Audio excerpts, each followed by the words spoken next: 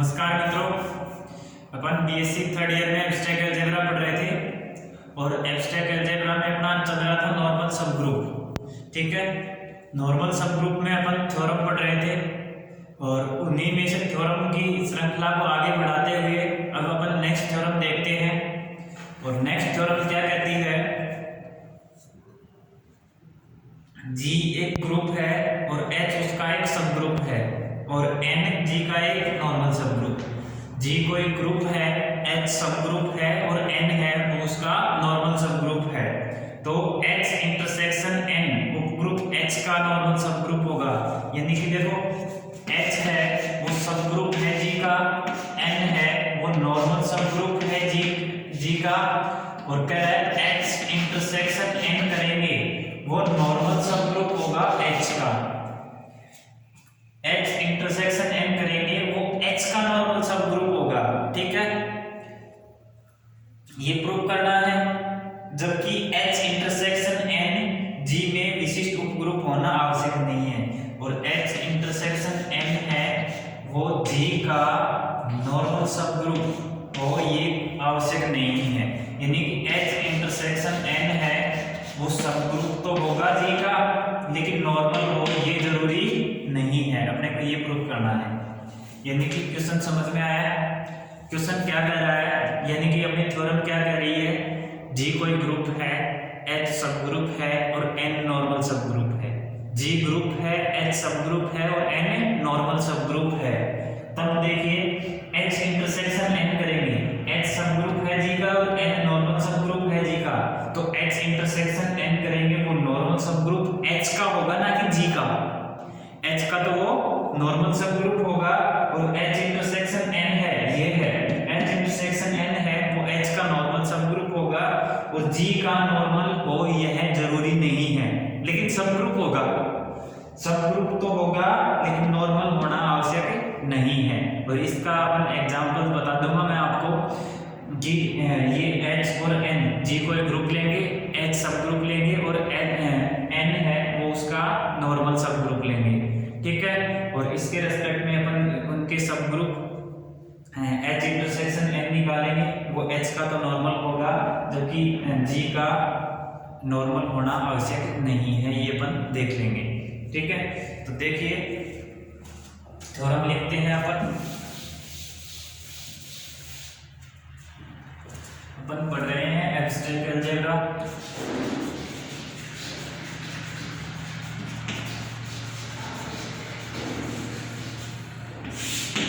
Abstract algebra पढ़ रहे हैं और अपनी थ्योरम है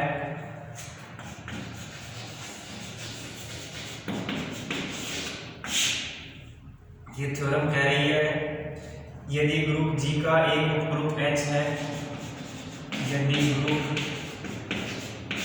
जी का एक उपग्रुप एच है, यदि जी का एक उपग्रुप एच है और एन इसका एन ग्रुप जी का विशिष्ट उपग्रुप है, एन जी का विशिष्ट उपग्रुप है,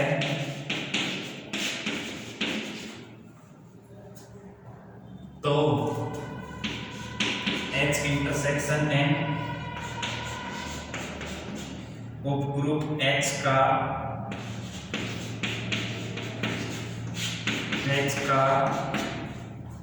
एक विशिष्ट उपग्रुप होता है।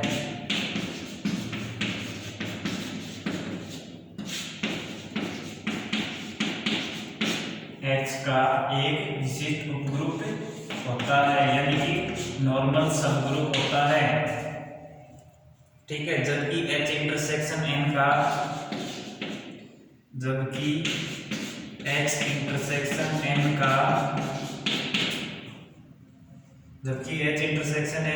जी में विशिष्ट उपग्रुप होना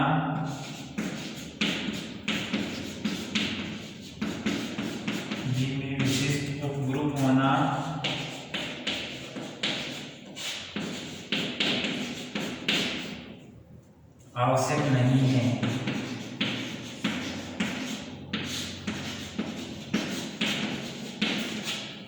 ठीक है, यानी कि अपनी थ्योरम क्या कह रही है, एक बार दोबारा से पढ़िए थ्योरम को। जी कोई ग्रुप है जिसका H उपग्रुप है, G कोई ग्रुप है और H इसका उपग्रुप है और N ग्रुप G का विशिष्ट उपग्रुप है, यानी कि H है वो सब ग्रुप है G का और N है विशिष्ट उपग्रुप यानी नॉर्मल सब ग्रुप है G का। तो H इंटरसेक्शन H उपग्रुप यानी कि सब ग्रुप जो था G का H, सब ग्रुप G का क्या था H, तो H इंटरसेक्शन H का विशिष्ट उपग्रुप होगा, यानी कि H इंटरसेक्शन N है वो H का नॉर्मल सब ग्रुप होगा, जबकि H इंटरसेक्शन N का G में विशिष्ट उपग्रुप होना आवश्यक नहीं है, यानी कि H इंटरसेक्शन N है वो G का नॉर्मल सब ग्रुप होना आवश्यक नहीं है। ठीक है, ये बताया गया है। तो अपन इसका प्रूफ करेंगे और प्रूफ में देखिए क्या लिखेंगे।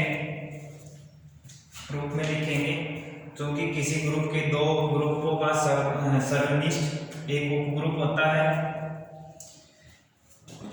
क्योंकि दो उपग्रुपों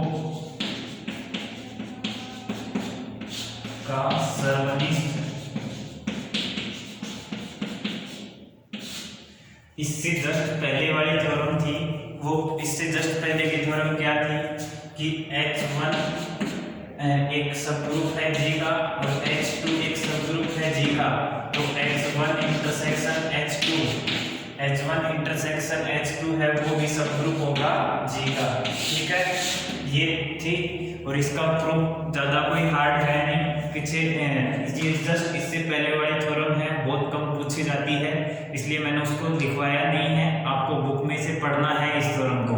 ठीक है, स्टेटमेंट में समझा देता हूं कि H1 और H2 दो सबग्रुप हैं G के, H1 और H2 दो सबग्रुप हैं G के, तब H1 इंटरसेक्शन H1 इंटरसेक्शन यानी कि H1 और H2 का सर्वनिष्ठ वो हमेशा G का सबग्रुप होता है। ठीक है, ये स्टेटमेंट, ये उसका स्टेटमेंट था। ठीक है, प्रूफ उसमें देख लेना, आसान है, समझ में आ जाएगा। तो अपन तो इसको देखते हैं, इसका प्रूफ सबसे पहले अपन इसको प्रूफ कर लेते हैं कि H इंटरसेक्शन N है G में विशिष्ट होना आवश्यक नहीं है, यानी कि सब ग्रुप तो होता है कि ये देख लेते हैं। तो जो कि दो उपग्रुपों का सर्वनिष्ठ एक उपग्रुप होता है, दो ग्रुपों का सर्वनिष्ठ एक उपग्रुप होता है, बाय प्रीवियस थ्योरम या ऐसे लिख लो, हम जानते हैं। ठीक है, और आगे की क्या लिखोगे, उपग्रुपों का सर्वनिष्ठ एक उपग्रुप होता है, इसलिए H intersection N group G का उपग्रुप है, ग्रुप G का उपग्रुप है। कैसे, देखो H है वो G का उपग्रुप है और N है वो G का नॉर्मल सबग्रुप है, H सबग्रुप है G का और N नॉर्मल सबग्रुप है G का, तो H इंटरसेक्शन N है वो G का सबग्रुप होगा। ठीक है, तो यही बात लिखी है, दो उपग्रुपों का सर्वनिष्ठ उपग्रुप होता है, यानी कि H intersection N group G का उपग्रुप है। अब सिद्ध करना है कि H इंटरसेक्शन N H का विशिष्ट उपग्रुप है। अब हमें सिद्ध करना है,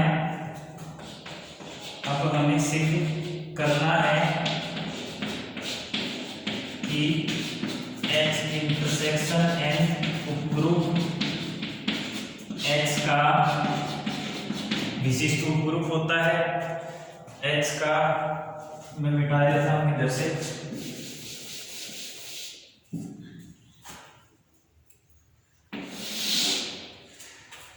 अब हमें सिद्ध करना है कि H इंटरसेक्शन N उपग्रुप H का विशिष्ट उपग्रुप होता है। ठीक है, विशिष्ट उपग्रुप होता है। ठीक है, तो अपन क्या लिखेंगे कि H इंटरसेक्शन H है H इंटरसेक्शन N, अर्थात में H इंटरसेक्शन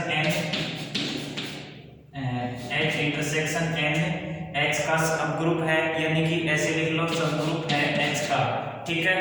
और दूसरी कंडीशन में क्या लिखोगे, x बिलोंग्स टू h और h belongs to h।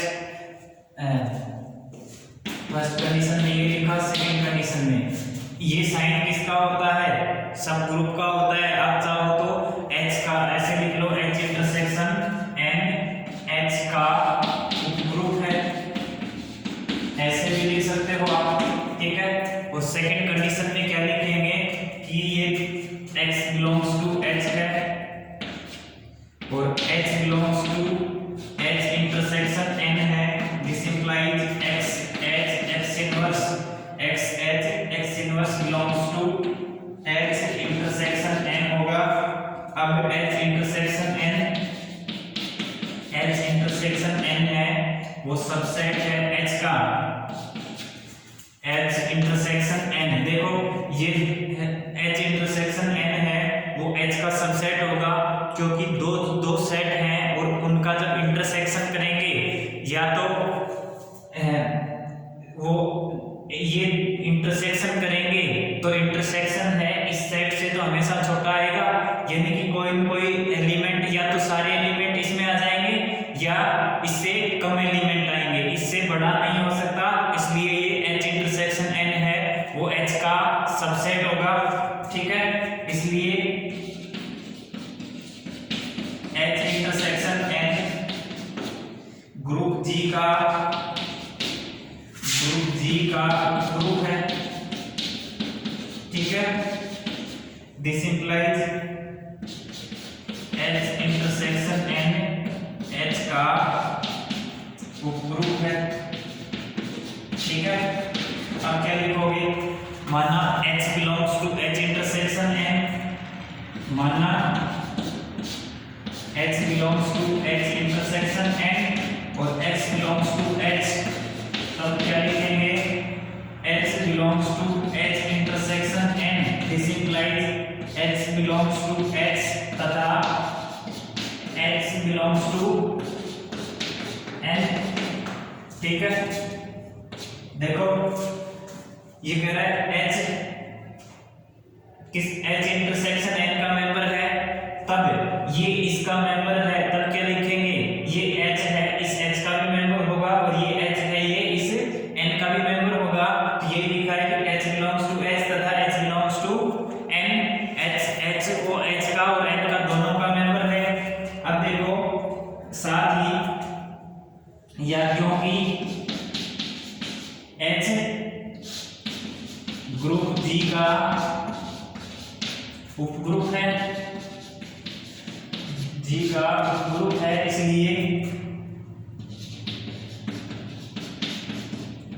for all x belongs to h और h belongs to h, this implies x inverse है, x inverse वो belongs to h होगा, ठीक है। सब ग्रुप है तो वो x इनवर्स वो h का मेंबर होगा। और यहां से क्या लिखेंगे, h n का मेंबर है और x h का मेंबर है।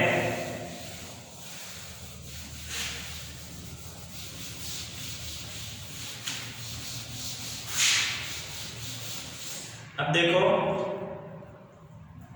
for all x belongs to h और h belongs to h, this implies x inverse belongs to h।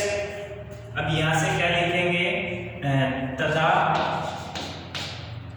h belongs to n और x belongs to h, this implies h belongs to n और x belongs to g।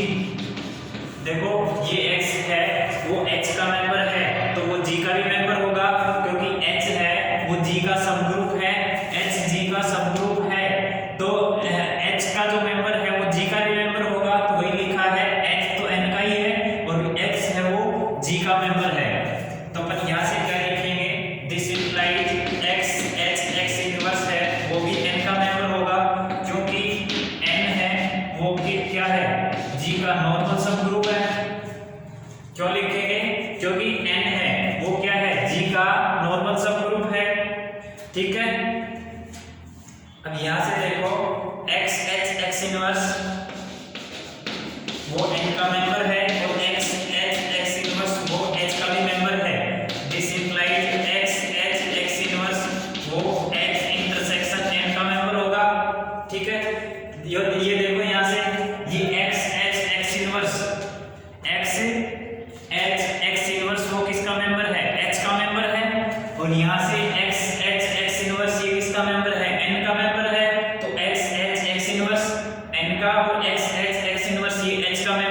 तो ये x inverse किसका member हो जाएगा, h intersection n का, क्योंकि ये h का भी मेंबर है और n का भी मेंबर है, तो ये दोनों का मेंबर हो जाएगा। तो दोनों का मेंबर होगा तो इंटरसेक्शन का मेंबर होगा। तो ये देखो ये इंटरसेक्शन का मेंबर हो गया, अतः h belongs to h intersection n और x belongs to h, this implies x inverse belongs to h intersection n। ठीक है, इसलिए h intersection n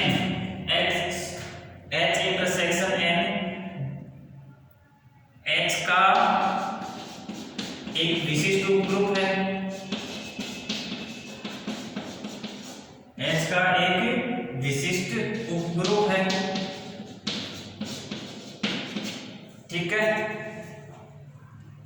देखो नॉर्मल सबग्रुप बताने के लिए क्या करते थे, अगर देखना है मैं एक बार छोटा सा इधर नीचे बताना चाहूँ, x अगर G का मेंबर है और h अगर n का नॉर्मल सबग्रुप का मेंबर है, तो x इनवर्स वो n का बताते थे, तो ये n है G का नॉर्मल सबग्रुप हो जाता है। तो यहाँ से क्या बताया, H इंटरसेक्शन n का बता दिया, तो H इंटरसेक्शन n ये x किसका लिया है, h का। जब ये G का मेंबर होता है तो ये है वो इस G का नॉर्मल हो जाता है, लेकिन ये h का है, तो यहाँ से H इंटरसेक्शन n है वो h का नॉर्मल सबग्रुप हो जाएगा। ठीक है, तो ये यहाँ से H इंटरसेक्शन n h का नॉर्मल सबग्रुप हो गया। ठीक है, अब देखो H इंटरसेक्शन n का G में एक विशिष्ट ग्रुप होना आवश्यक नहीं है। अब देखो H को तो H का नॉर्मल सबग्रुप बता दिया H इंटरसेक्शन n, अब G का नॉर्मल होना आवश्यक नहीं है, क्योंकि उसका मैं एक एग्जांपल दे दूंगा। H इंटरसेक्शन n का G में विशिष्ट उपग्रुप होना आवश्यक नहीं है।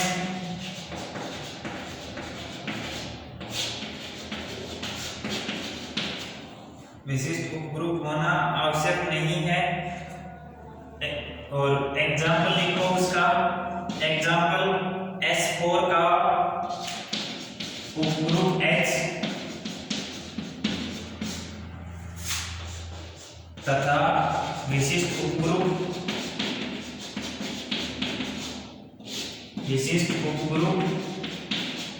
N है, जहां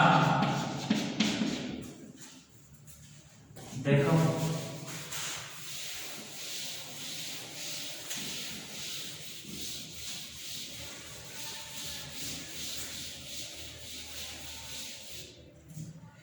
S4 का सबग्रुप H और N, ठीक है, सबग्रुप H है और N नॉर्मल सबग्रुप है। S4 क्या होता है, 4 सिंबल के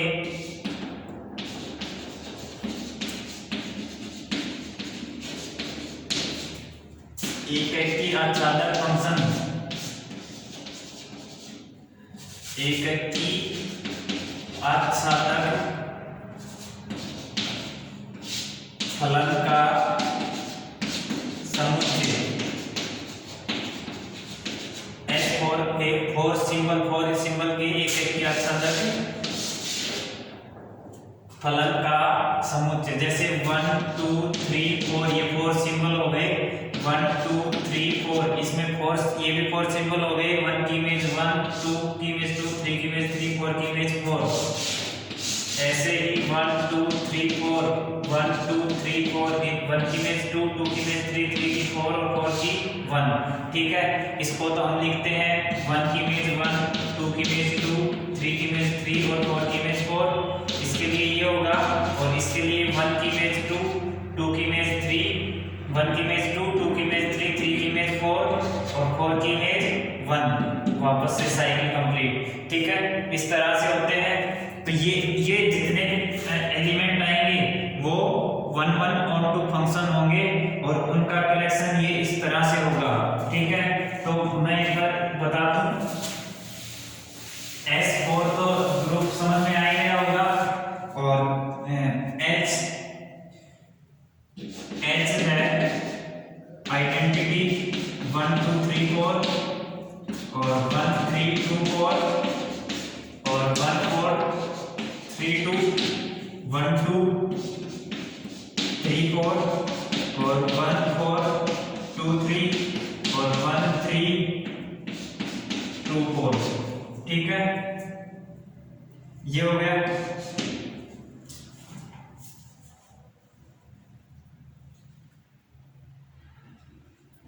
ये H हो गया। ठीक है, H का ऑर्डर कितना हो गया? 1 2 3 4 5 6 7। ऑर्डर ऑफ H बराबर 7। और N बराबर क्या होगा? N बराबर तो आइडेंटिटी 1 2 3 1 3 2 1 2 3 1 3 2 1 2 4 और 1 2 4 और 1 3 4 1 3 4 के बाद में 1 4 2 1 4 2 और 1 4 3 और 2 3 4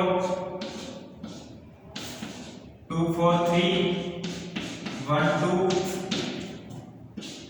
3 4 और 1 3 2 4 और 1 4 2 3। ठीक है, ये है N, ये N नॉर्मल सब ग्रुप है, ये H सब ग्रुप है। 1 2 3 4 5 6 7 8 9 10 11 और ये 12 ऑर्डर का सब ग्रुप है। ठीक है, यानी कि ऑर्डर ऑफ S4 बराबर तो है 4 फैक्टोरियल। ठीक है, यानी कि 24। और ऑर्डर ऑफ N कितना है? ऑर्डर ये होता है N बराबर है यहाँ पे A4। N किसके बराबर है? A4 के बराबर है। ये आपका परमुटेशन ग्रुप उसमें पढ़ा होगा, तो ये A4 के बराबर होता है E1 परमुटेशन का सेट A4 होता है। E1 परमुटेशन का जो भी ग्रुप होता है वो A4 सब ग्रुप होता है। तो यहाँ ऑर्डर ऑफ N बराबर ऑर्डर ऑफ A4 बराबर है, यानी कि 4 फैक्टोरियल अपॉन में 2 बराबर 12।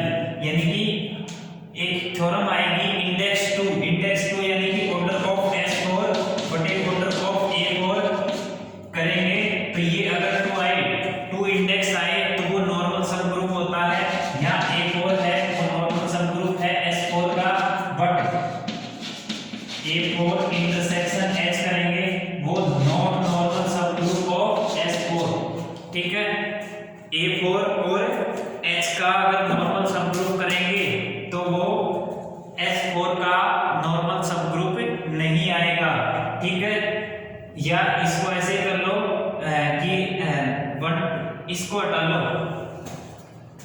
मेरे अकॉर्डिंग अगर आप इसको हटा लोगे, ये एक सब ग्रुप बनेगा 1 3 2 4 1 2 3 4 1 4 2 3 और 1 3 2 4, ये एक सब ग्रुप बनेगा। ये इसका तो ये देखो H इंटरसेक्शन N करेंगे तो ये आएगा, ये H बनेगा। जो H है वो नॉर्मल सब ग्रुप तो नहीं है, लेकिन ये N है वो नॉर्मल सब ग्रुप है। ठीक है, तो देखिए क्या कहा है कि H इंटरसेक्शन N G में विशिष्ट उपग्रुप होना आवश्यक नहीं है, लेकिन जब इन दोनों का इंटरसेक्शन करोगे वो नॉर्मल सब ग्रुप नहीं आएगा, लेकिन ये सब ग्रुप तो होता है। ठीक है, तो ये थ्योरम थी अपनी, उम्मीद करते हैं समझ में आया होगा। अगर कोई डाउट हो तो मैसेज करिए, नेक्स्ट लेक्चर में नेक्स्ट थ्योरम के साथ आपके डाउट को लेंगे। धन्यवाद।